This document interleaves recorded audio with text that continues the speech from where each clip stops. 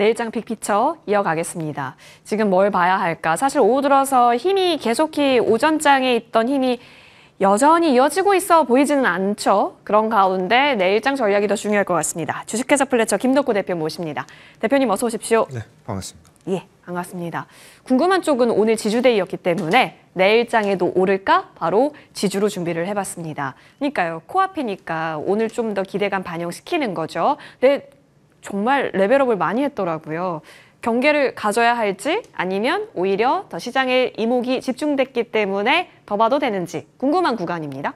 일단 뭐 지주사 같은 경우에는 사실 이제 우리가 뭐 그동안 이제 주가가 많이 눌려 있었죠. 그동안 이제 지배 구조라든가 이런 것들의 문제들도 굉장히 많았고, 또 어떻게 보면은 소액 주주들이 굉장히 많이 이제 좀 차별을 받았던 시장이 바로 이런 주식 시장 중에서 이제 대형 지주사들 중심으로 있었던 규모 계열사 관련 문제들이 좀 많이 있었습니다. 그래서 최근에 이제 한 2달 동안 이제 지주사들이 계속 상승을 했는데, 사실 상법 개정안 처리가 이제 곧 있으면 통과가 될 예정이죠. 이제 7월 3일 날 국회에서 달아질 것으로 지금 예상이 되고 있는데, 그러면 결국 이제 우리가 뉴스에 팔아라라고 얘기를 한다라고 하면 뭐 오늘이라도 당장 팔아야 되는 게 사실 맞죠. 그만큼 이제 오늘 아침에 나왔던 어떤 지주사들의 주가 상승 탄력이 조금 막판에 좀 조정이 나오는 종목들도 있고, 오히려 이제 막판이 되는데도 불구하고 장 마감 전까지도 계속 이제 주가 움직임이 좀 좋았던 종목들도 있습니다. 그래서 저는 일단 해석을 2가지로 볼 수 있습니다. 첫 번째는 이제 뭐 한화를 비롯해서 뭐 두산이라든가 굉장히 많은 사업들, 그리고 특히나 이제 주가 탄력이 좀 높았던 기업들 같은 경우에 공통점이 이제 사업에 대한 조명을 굉장히 빨리 받았어요.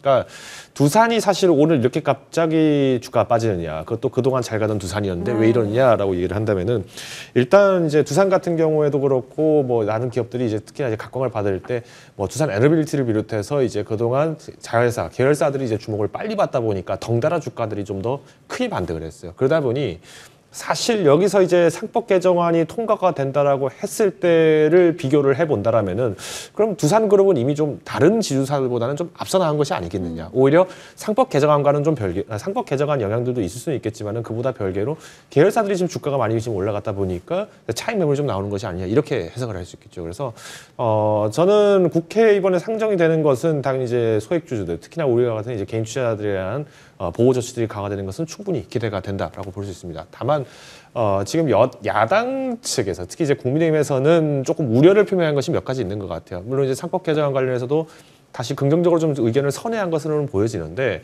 대표적으로 이제 3% 룰이라든가 이제 집중투표제, 여기에 대해서는 좀 조심스러운 것 같아요. 아무래도 우리가 이제 코리아 디스카운트를 해소하기 위해서는 주주들에 대한 어떤 보호 정책이 강화되는 것도 필요한데, 문제는 외국인들입니다. 네. 그러니까 외국인들 입장에서는 굳이 타국에 있는 주식을 찾아서 이 주식을 가지고 수익을 얻겠다라고 한다는 거는 이 회사가 영위하고 있는 어떤 사업 구조가 안정적으로 갈 것이다라고 전망을 하고 있기 때문이죠.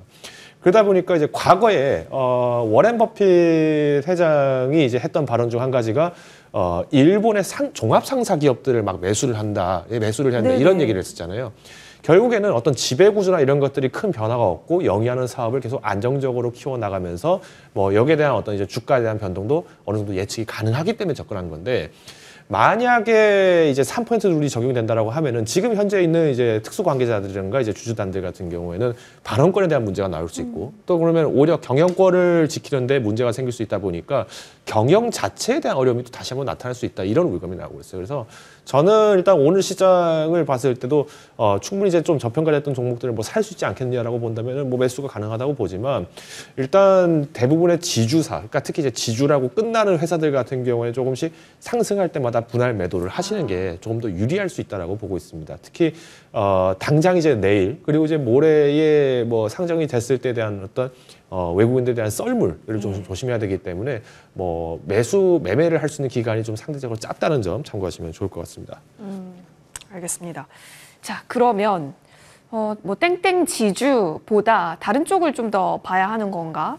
여러 가지 여러분 고민이 되실 것 같은데, 그 중에서 그러면 좀 괜찮게 볼 수 있는 쪽을 모아주셨는데, 두산, 한화, 고려아연이네요. 일단 이제 두산과 하나 같은 경우에는 지금 가지고 있는 사업들이 굉장히 탄탄하죠. 뭐 두산 같은 경우 특히나 이제 이번 이재용 대통령께서 이제 추진하고 있는 뭐 에너지 고속도로 관련돼서도 영향이 있을 수 있고, 또 AI 산업 추진에 대해서는 이제 원전과 이제 가스 터빈을 활용한 발전소 영향들이 굉장히 큽니다. 그리고 이제 AI 발전을 통한 로봇 산업까지 성장 동력이 탄탄하기 때문에 오늘 정도에서는 차익 매물이 나왔다라고 판단을 하고 있고요. 다만 상법 개정 이후에 조정 시에 추가적인 상승 탄력을 노려보시는 게 좋을 것 같습니다. 한화도 마찬가지로 글로벌 방사선에 대한 자신감이 계속 커지고 있고 러시아 우크라이나에 대한 긴장감들이 계속 연장이 되면서 지금 뭐 중동 지역까지도 수출 판로를 지금 확대를 하는 모양입니다. 특히 이제 우주 항공 산업 분야에 대해서도 이제 지금 확장이 될 것으로 전망이 되고 있는데 이번 7월 이제 빠르면 이제 이번 달 안에 스타링크와 이제 윈맥과 같은 이동통신, 즉 이제 6G를 활성화하기 위한 통신들이 지금 이제 들어올 것으로 전망이 되고 있어요. 그러다 보니 우주 산업 면에서 봤을 때도 이제 한화 그룹들을 한번 살펴보시면 좋을 것 같습니다. 고려해연이 조금 이제 좀 재밌는 종목이 될 수 있다라고 판단을 하고 있는데 사실 지금 최은범 회장과 이제 영풍그룹 그리고 이제 MBK가 지금 재격돌할 가능성이 굉장히 큽니다. 사실 상법 개정화를 하게 된다, 그리고 집중 투표제를 하게 된다라고 했을 때는 최은범 회장 측에서 어떻게 방어를 할 것인가, 이게 또 이제 회자가 될 가능성이 큰데, 물론 그만큼 이제 지분 싸움이 이제 경영권 분쟁이 붙게 될 경우는 주가 변동이 굉장히 큽니다. 그래서 큰 비중으로 접근을 하시기보다는 오히려 뭐 소액 비중으로 하시는 것이 가장 바람직하지 않겠냐라고 첨언을 하겠습니다. 네. 좋습니다. 두산, 한화, 고려, 아연까지 비중별로는 좀 다를 수는 있겠습니다. 체크해 보시면 좋을 것 같고요. 자, 7월의 첫 거래일입니다. 양지수 플러스권이긴 한데 오전에 만들었었던 플러스보다 탄력도는 많이 둔화된 구간에서 움직이고 있습니다. 코스피가 오늘 3,130선까지 찍었는데 현재 구간에서는 3,100선 이하이죠. 3,090.69포인트 지나가고요. 코스닥은 783선 지나가고 있습니다. 외국인이 원래 현선물 좀 매수폭이 오전에 강했는데 좀 많이 줄어든 것도 영향이 미칠 것으로 보여집니다. 이 속에서 기관은 그래도 5,500억 원 넘게 사자세 이어가고 있고요. 코스닥 쪽으로 넘어가 보시면 사실상 오늘 좀 사던 외국인도 매도로 전환이 된 모습도 확인됩니다. 오늘 장 고생 많이 하셨습니다.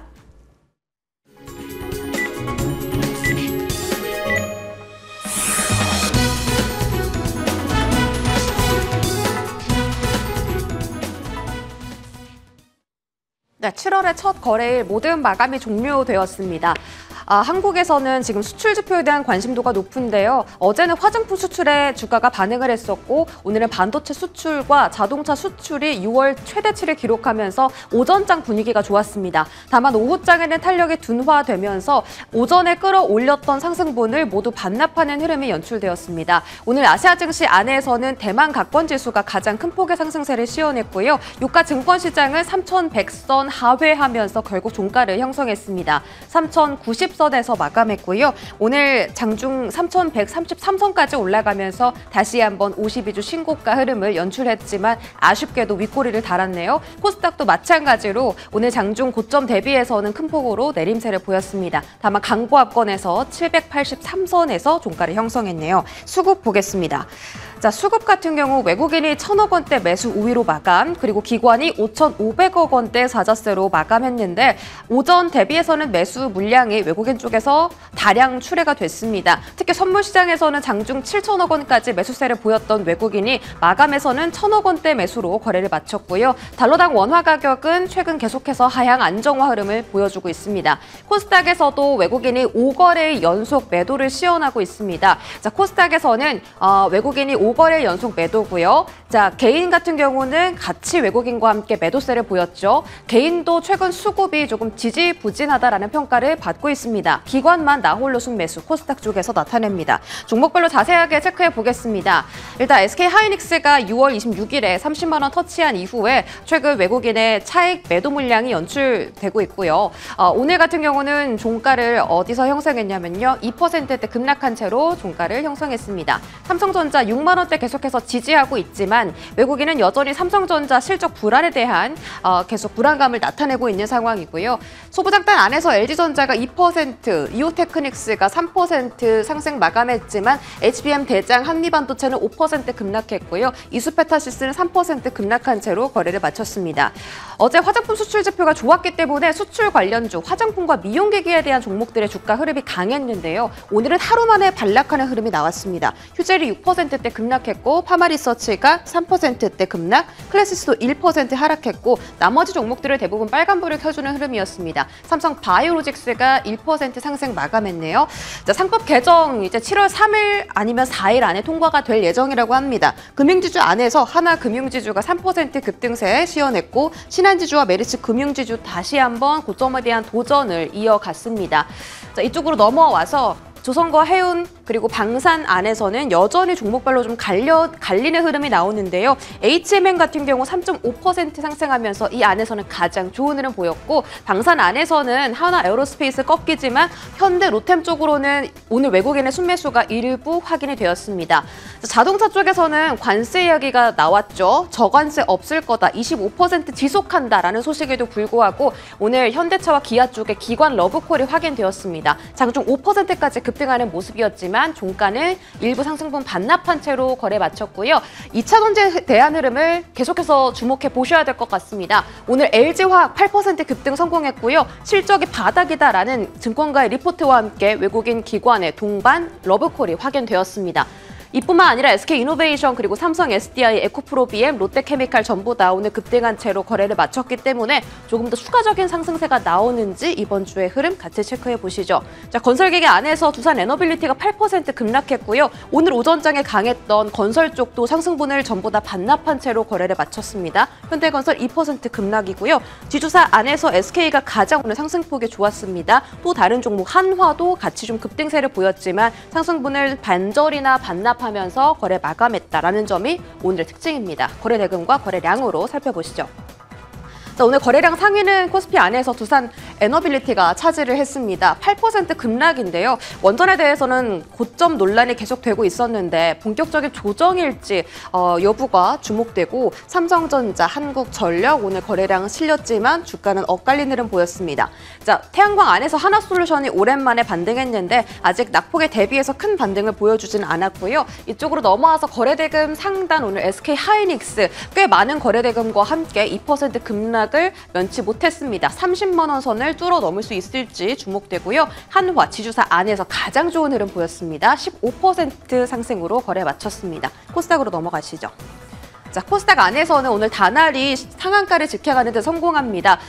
싱가포르 국부펀드와 비밀리에 만남을 가졌다라는 소식에 오전부터 강했고요. 이와 관련해서 스테이블코인 관련주, MBT 같이 좀 급등하는 모습, 폴라리스 세원도 11% 상승 마감에 성공을 했습니다.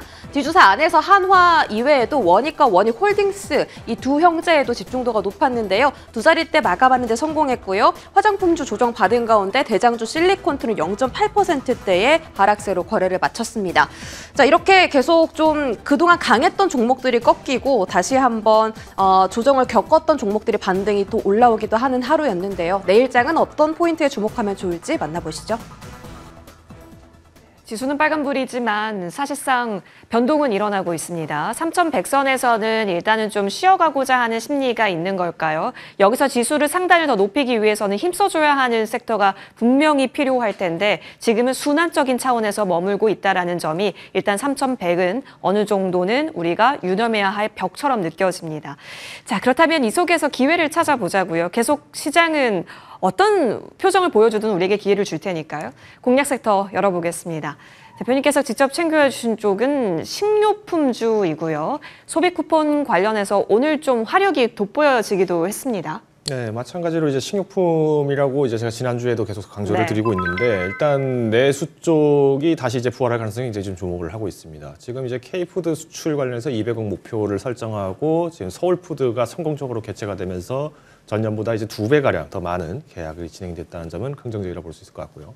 그럼 이제 본격적으로 이제 소비 쿠폰이 활성화되기 시작하면 이제 민생지원금을 통한 이제 내수 안정화 그리고 자영업자 및 소상공인들의 매출 증대를 기대를 하면서 식품 중에서도 이제 소재 쪽, 그리고 우리가 어떤 이제 뭐 밀가루라든가 아니면 뭐 설탕 이런 쪽도 한 번 더 기대를 해볼 수 있지 않겠느냐라고 판단을 하고 있습니다. 완제품도 충분히 매력적이라고 볼 수 있습니다. 다만 이제 최근 지난 5월 대비했을 때 주가 조정이 나왔는데 이때는 종목별로 어떤 수급, 특히 이제 기관 수급과 외국인 수급을 철저하게 분석을 하셔서 접근하시는 것을 권고드리겠습니다. 좋습니다. 자, 사실 오늘 뭐 편의점까지 덩달아서 흐름이 나오기도 했었는데 그렇다면 식료품 내에서는 예쁘게 보고 계시는 종목 어떤 종목일까요? 탑픽 종목 바로 열어보시죠. 직접 챙겨주신 종목은 남양유업입니다. 사실 남양유업 같은 경우에는 이제 2021년 5월에 이제 한행컴퍼니가 이제 인수를 시도를 예. 했었고 법원 판결이 이제 다소 32개월 가량 지연이 되다 보니까 본격적으로 경영에 참여를 한 거는 2014년 1월부터라고 보시면 될 것 같습니다. 이때만 하더라도 이제 ESG 경영을 사실 주장하기는 굉장히 어려웠죠. 그러다 보니 이제 1분기 때 실적이 어떻게 보면은 지난 1년 동안 한행컴퍼니의 성과다라고 말씀드릴 수 있을 것 같은데 마찬가지로 이번 1분기 때도 작년 4분기와 동일하게 이제 흑자 전환을 성공적으로 진행해서 유지를 하고 있습니다. 특히 이제 코어 제품과 신제품 출시에 지금 박차를 가하게 됨으로써 기존의 비수익성 사업들을 이제 철저히 배제를 하고 있는 상황이고요. 앞으로 이제 뭐 초코해몽을 비롯해서 뭐 이제 여러 가지 유아식들, 그러니까 지금 시장에서 굉장히 좀 해자가 되고 있는 물가 안정화 제품들 속에서도 경쟁력 있는 상품들을 출시를 하겠다라는 것이 현재 남양유업 측에서의 입장입니다. 또 ESG 경영을 계속 지속적으로 강화하고자 하는 노력들은 이제 작년 한 해 동안 철저한 성과들을 좀 잘 보였다라고 볼 수 있을 것 같은데 특히 이제 주주 환원 부분에서는 좀 다소 아쉬움이 아직까지는 남아 있다라는 것이 이제 발목을 잡았던 것 같습니다. 그렇지만 남양유업에서 이제 한행컴퍼니가 이제 이 본격적으로 사업을 이제 사업을 운영을 적극적으로 하게 된 것이 불과 이제 1년 반 정도밖에 되지 않았기 때문에 중장기 모멘텀으로 봤을 때는 충분히 매력적일 수 있다라고 판단을 하고 있습니다. 좋습니다. 남양유업. 그러면 이제 현재 구간에서의 진입이 가능하다면 어디까지 보고 계시는 거예요? 우선 남양유업 같은 경우에는 아까 제가 5월 중순, 초중순부터 해서 식료품주가 조정을 받을 때 덩달아 같이 조정을 받은 바 있습니다. 다만 이제 우리가 카페라든가 뭐 여러 이제 이유식들 여러 가지 이슈들이 굉장히 많기 때문에 현재 주가 대비해서 하방 압력은 다소 약할 것으로 판단하고 있습니다. 손절 가격은 먼저 6만 원 제시를 드리도록 하겠고요. 목표가 같은 경우에 연내 목표가를 기준으로 7만 4천 원 돌파 여부가 관건입니다. 그래서 만약 연말까지 이제 7만 2천 원 정도 선에서 이제 안착을 하게 될 경우에는 한 번 정도 차익 실현을 하시고 종목 교체하시는 것을 권고드리겠습니다. 알겠습니다. 일단 좀 호흡이 필요한 종목이니까요. 여유 있게 보셔도 좋을 것 같습니다. 남양유업까지 살펴봤습니다. 오늘 장 대단히 고생 많이 하셨습니다. 이어지는 머니투데이 방송과 함께 내일장 전략도 잘 세워가시길 바라면서요. 저희는 여기서 물러납니다. 시청해주신 여러분 고맙습니다.